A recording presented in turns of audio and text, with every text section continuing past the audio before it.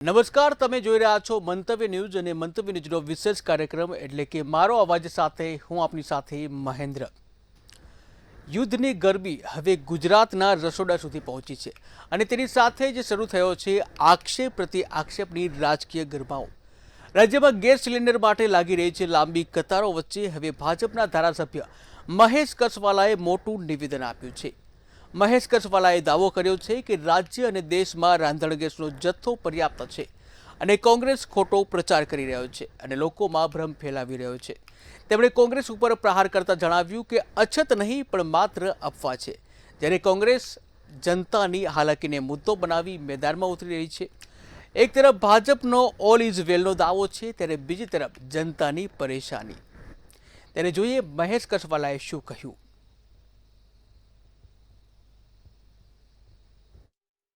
યુદ્ધની પરિસ્થિતિમાં ક્યાંક પબ્લિક પેનિક ઊભું થવાને કારણે ઘરેલું ગેસ માટેની લાઈનો થઈ તે સમજી શકાય તેવી વાત છે, પરંતુ આપણા દેશમાં કે રાજ્યમાં ક્યાંય રાંધણ ગેસ કે પેટ્રોલિયમ પેદાશોની અછત નથી।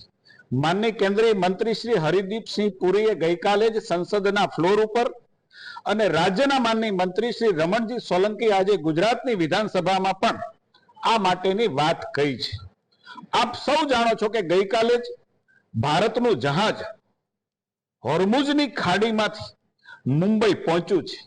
રાજ્યની સરકારે જીએસપીસી વિભાગ દ્વારા 2 LNG કાર્ગોની આવક સુનિશ્ચિત પણ કરી છે, છતાં જ્યારે મીડિયામાં છવાઈ જવા માટે અને સરકાર વિરોધી માહોલ ઊભો કરવા કોંગ્રેસ હવાતિયા મારે છે, ત્યારે મારે એ દિવસોને યાદ કરવા છે કે જ્યારે જનતાને ગેસનું કનેક્શન જોઈતું હતું ત્યારે સંસદ સભ્યોની ઘરની બહાર અને એની ઓફિસની બહાર લાઈનમાં ઊભું રહેવું પડતું હતું અને અંતે મામા માસીનાને ગેસના કનેક્શન મળતા હતા। એ દિવસો અમે જોયા પણ છે।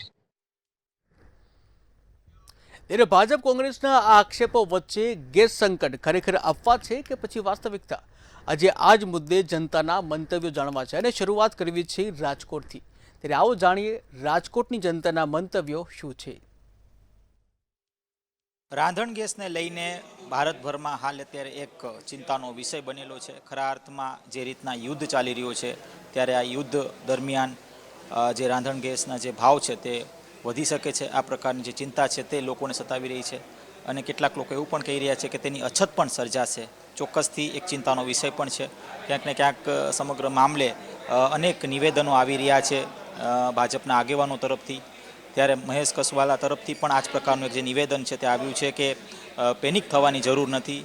ત્યારે આપણી સાથે રાજકોટથી સામાજિક આગેવાનો અને મહિલાઓ જોડાણી છે, એમની સાથે વાત કરીશું, તેઓ શું કહી રહ્યા છો, શું કહેશો? ખાસ તો જે રીતના અત્યારે પેનિકનો માહોલ છે, ચિંતાનો વિષય છે, ત્યારે ભાજપ પણ ક્યાંક ને ક્યાંક સ્ટેટમેન્ટ આપી રહી છે કે પેનિક થવાની જરૂર નથી।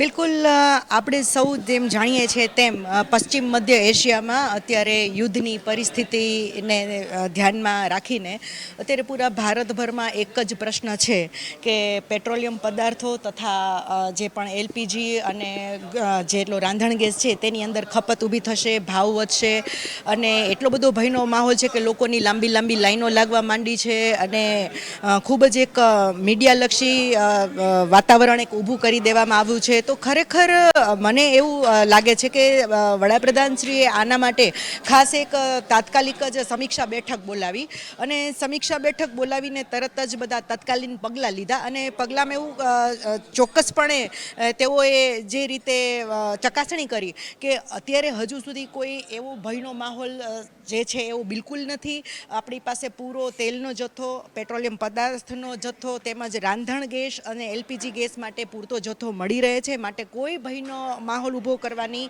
જરૂર નથી લાગતી। તમે એક મહિલા તરીકે શું કહેશો, અત્યારે સ્થિતિ મહિલાઓ શું વિચારી રહી છે? મહિલાઓ અત્યારે એવો ભયનો માહોલ હોય એટલે સ્વાભાવિક રીતે સામાન્ય ગૃહિણીઓને સતત ચિંતા થાય કે ભાઈ આજે આપણે ચૂલો ચાલુ છે, આવતીકાલે કદાચ આપણે રસોઈ ન પણ કરી શકીએ પરિવાર માટે। ભયનો માહોલ ઊભો ન કરવો અને આપણે એકબીજાને સંગઠિત થઈને અત્યારે આજે યુદ્ધની પરિસ્થિતિ છે તેમાં આપણે ખરેખર સહકાર આપવો જોઈએ અને એવું કોઈ પરિસ્થિતિ જ નિર્માણ થવા પામી નથી કે જેને કારણે આપણે અત્યારે ભય કોઈ સતાવી શકે। તમે શું કહેશો, શું નામ? મારું નામ નીતાબેન સોમૈયા છે. જ્યારે અત્યારે યુદ્ધના માહોલ વચ્ચે જે આ પરિસ્થિતિ સર્જાય છે ત્યારે મને એવું લાગે છે કે કોંગ્રેસની પાર્ટી છે એ તો ક્યાંક ને ક્યાંક પેનિક ફેલાવે છે અને ક્યાંક ને ક્યાંક બધી જગ્યાએ જે ભયનો માહોલ ફેલાવે છે.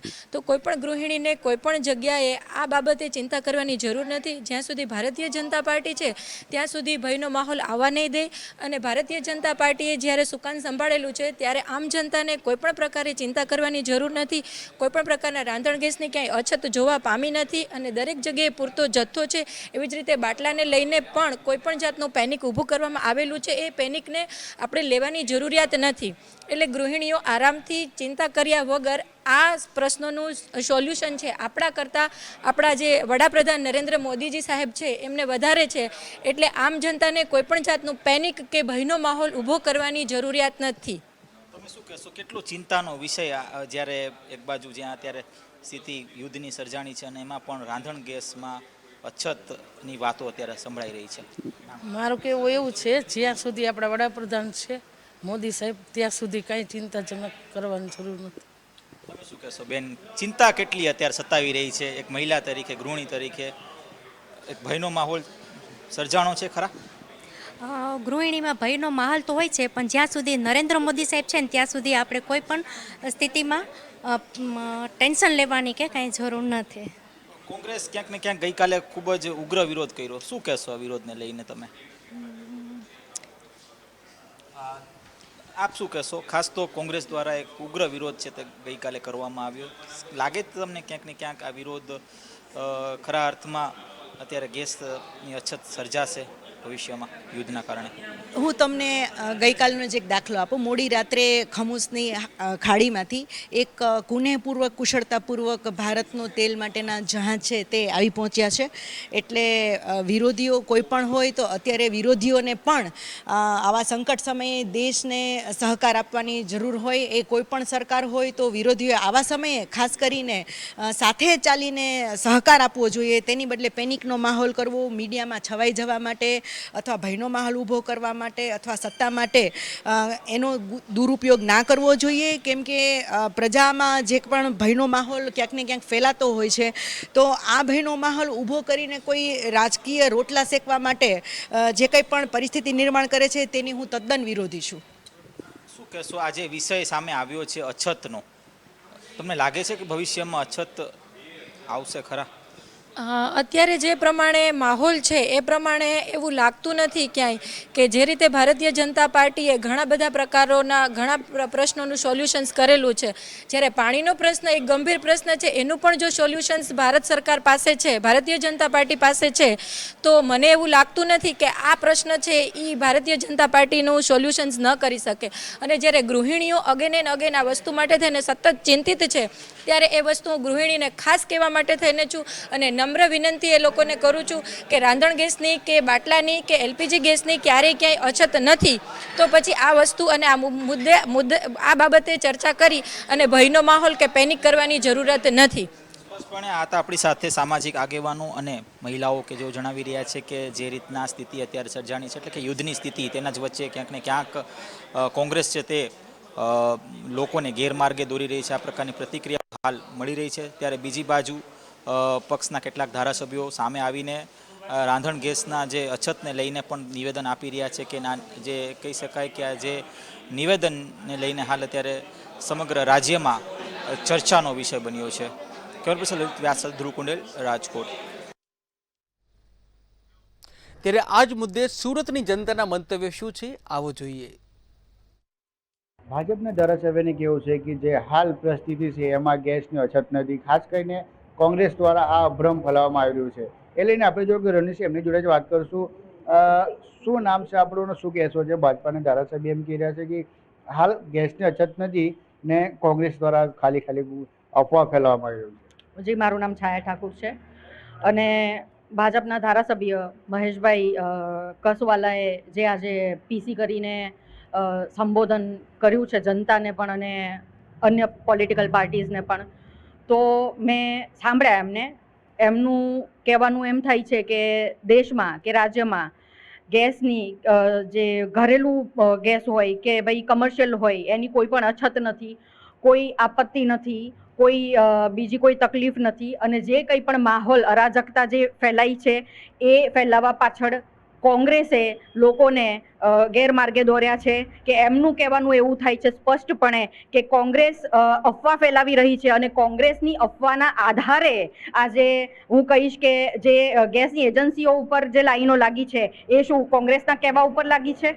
મહેશભાઈને હું અત્યારે સવાલ પૂછી રહી છું આપણા માધ્યમથી, મંતવ્યના માધ્યમથી, કે મહેશભાઈ, ગેસ એજન્સીની ઓફિસીસ પર કે એમના ગોડાઉનો ઉપર કે જ્યાંથી પણ અવેલેબલ થતા હોય છે ગેસના સિલિન્ડર્સ, ત્યાં જે લાઈન લાગી છે, જનતા છે ત્યાં લાઈનમાં ઊભી રહી છે આજે 40 ડિગ્રી તાપમાનની અંદર, તો એ શું કોંગ્રેસે જે અફવા ફેલાવી છે એના આધારે ઊભી રહી છે? પણ હું એ પણ કહેવા માંગીશ કે ભાજપની એક પોલિસી રહી છે હંમેશાથી, સત્તામાં બેસવા માટે પણ, સત્તા ટકાવી રાખવા માટે પણ અને આગળની સત્તા હડપી લેવા માટે પણ, કે નહેરુજીથી લઈ અને અત્યાર સુધી જે કંઈ પણ દેશની અંદર થઈ રહ્યું છે એ તમામને માટે કોંગ્રેસને જવાબદાર ઠેરવવાની ભાજપાની એક આદત બની ચૂકી છે.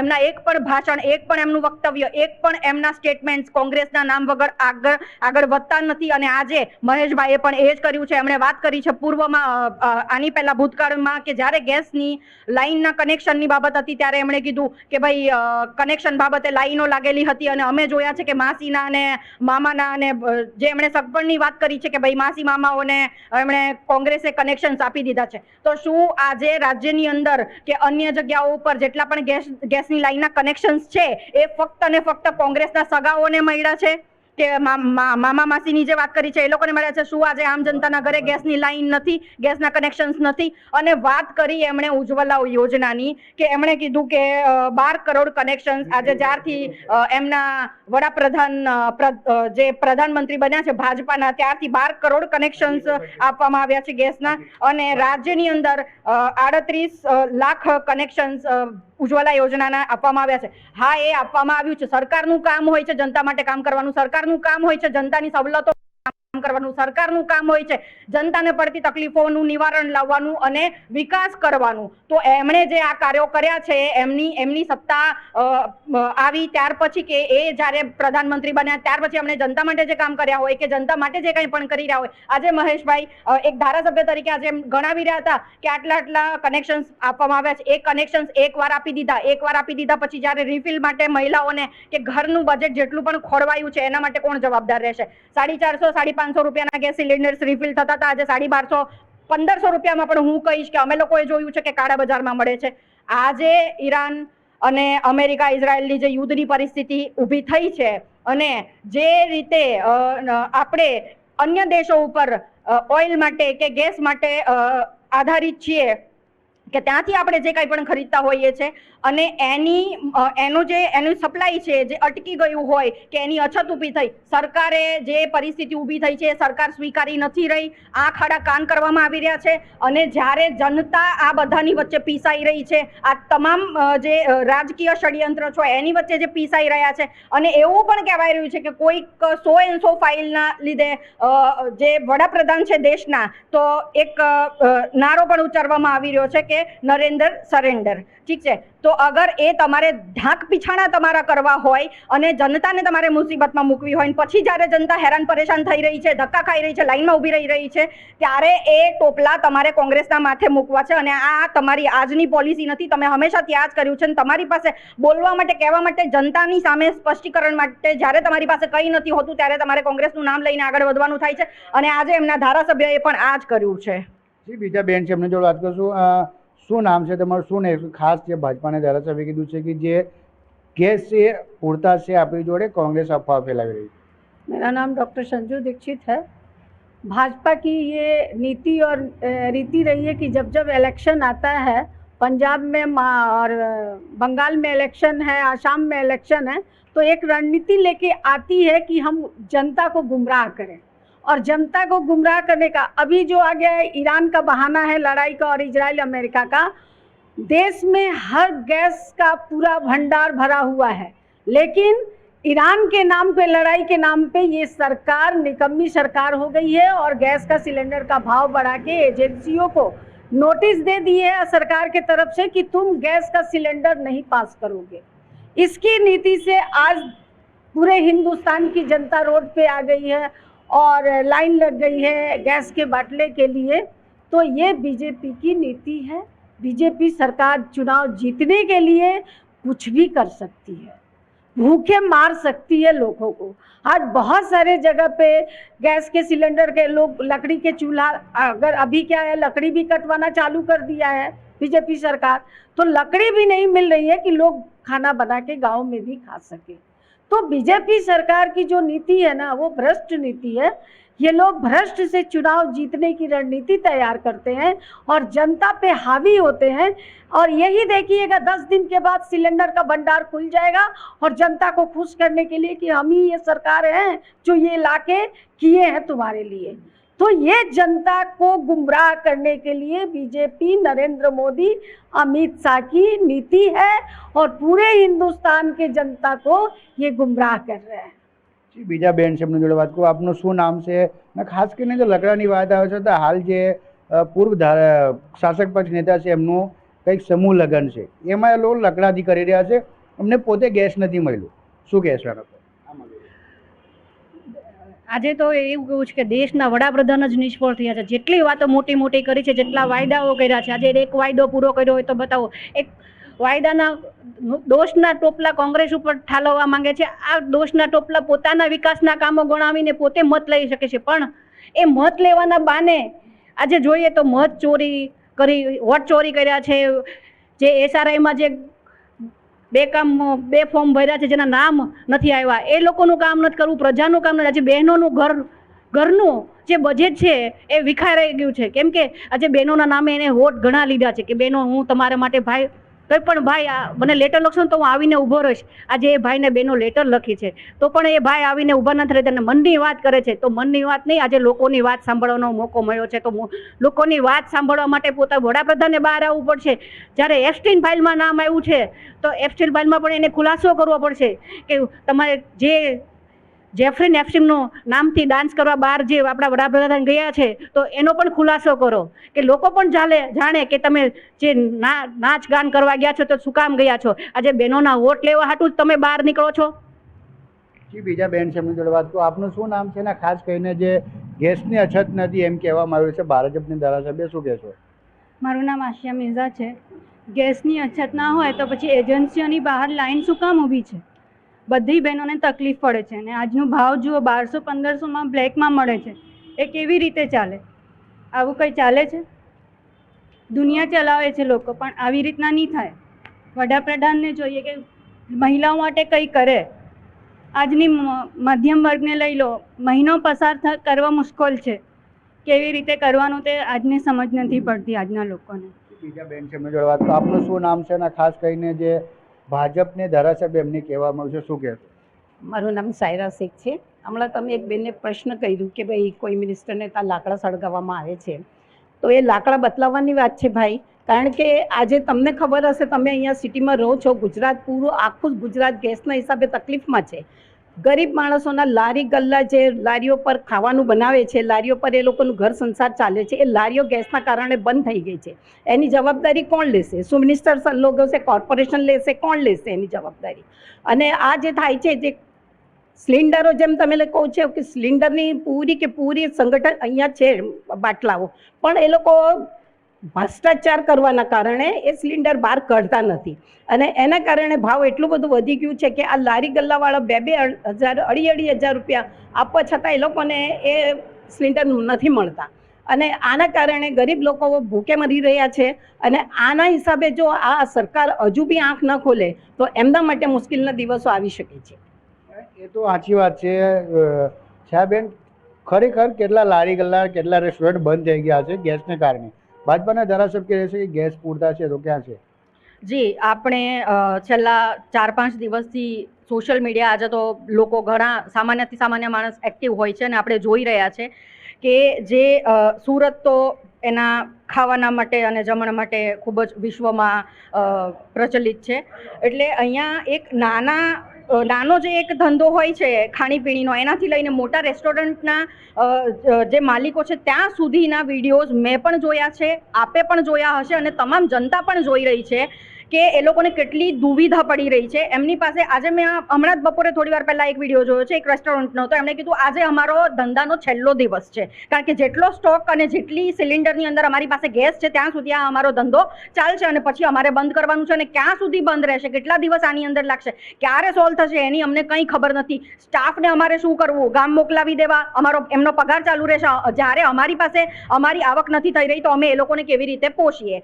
આ બધા જ સવાલો મીડિયા ઉપર મોજૂદ છે અને છતાં મહેશભાઈ એમ કહે છે કે મીડિયામાં છવાઈ રહેવા માટે અને બહાર એમણે કોંગ્રેસે બધા દેખાવો કરવા માટે ખોટી રીતે જનતાને અફવાઓ ફેલાવી અને આ જે ષડયંત્ર કોંગ્રેસ કરી રહ્યું છે એવા બધા આક્ષેપો મહેશભાઈ લગાવે છે. તો હું મહેશભાઈ તમને એમ કહેવા માંગીશ કે તમારી પાસે પણ સ્માર્ટફોન હશે, તમે પણ જોતા હશો, રીલ્સ જોજો.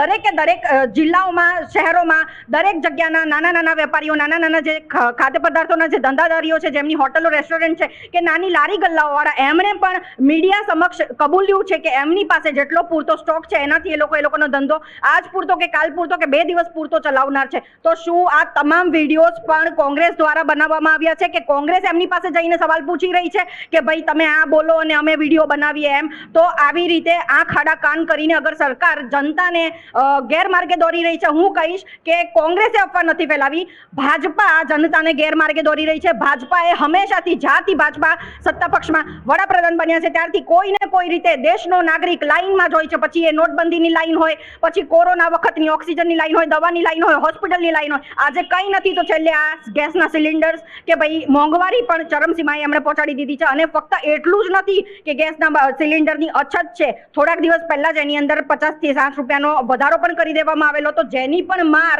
આજે દરેકે દરેક ગૃહિણી ભોગવી રહી છે. અને આજે કહેવાય છે કે દેશની અંદર તમામ, આપણા દેશની અંદર અન્ય તમામ મોટા ધર્મના લોકો વસતા હોય છે અને જ્યારે રમજાન માસ ચાલી રહ્યો છે, સ્પેશિયલી હું કહીશ કે જ્યારે એમને આ બધી અગવડો પડતી હોય છે, નાનો વર્ગ હોય, મધ્યમ વર્ગ હોય કે પછી અન્ય વર્ગ હોય, ત્યારે ગેસના સિલિન્ડર્સની જો વારે તે વારે આવી રીતે તકલીફ પડતી હોય તો જનતા પીસાઈ રહી છે. તમે તમારા સત્તાની લાલચમાં, તમારી સત્તા બનાવી રાખવા માટે, તમારી ખુરશી ટકાવી રાખવા માટે તમે હંમેશા કોંગ્રેસનો ઉપયોગ કર્યો છે. અને આજે કોંગ્રેસમાં એટલો દમ છે, કોંગ્રેસ કંઈક છે દેશ માટે, કોંગ્રેસે દેશને બનાવ્યો છે, બલિદાન આપેલા છે. અને જ્યારે આઝાદીના સમયે કોંગ્રેસે લડત લડેલી હતી, તમે લડત નથી લડી, તમે નથી આઝાદ કરાવેલો દેશને. અને દેશની જનતા ઈચ્છે છે એક સારી સરકાર હોય, એક સારું તંત્ર હોય, જેટલી પણ મુસીબતો પડતી હોય છે એના માટે દેશના જે સિસ્ટમ હોય છે એ તંત્ર આખું જવાબદાર હોવું જોઈએ. દેશના વડાપ્રધાને જનતાને ગેરમાર્ગે દોરવાના સિવાય એને જવાબ આપવો જોઈએ કે ચિંતા કરવાની કોઈ. અને જ્યારે પણ કંઈ પણ આવી પરિસ્થિતિ ઊભી થઈ હોય છે ત્યારે સાહેબ ગાયબ થઈ જાય છે, એમાં કોઈ બેમત નથી. જી, તો બિલકુલ આગ્રહણીય છે. જેમને કેવું છે કે કોંગ્રેસને નામ લઈને ભાજપ જીતે છે અને એને નામથી જ કોંગ્રેસ આગળ આવી છે. કેમ કે ખાસ કરીને જે પણ વાત કરીએ, ધારાસભ્ય જે પણ કોઈ પણ જે ગેસની અછત છે એ તો દેખાઈ રહ્યું છે. કેમ કે ખાસ કરીને કેટલા જે લારી ગલ્લાવાળા છે બંધ છે, કેન્ટીન બંધ છે, ખાસ કરીને જે ખાણીપીણીનો સામાનને જે લારી ચલાવતા હતા એ લોકોને બંધ છે ગેસની અછતની કારણે. મંતવ્ય ન્યૂઝ સુરતથી દીપક રાય. તો મારો અવાજમાં હાલ બસ આટલું જ. વધુ સમાચાર માટે જોતા રહો મંતવ્ય ન્યૂઝ. નમસ્કાર.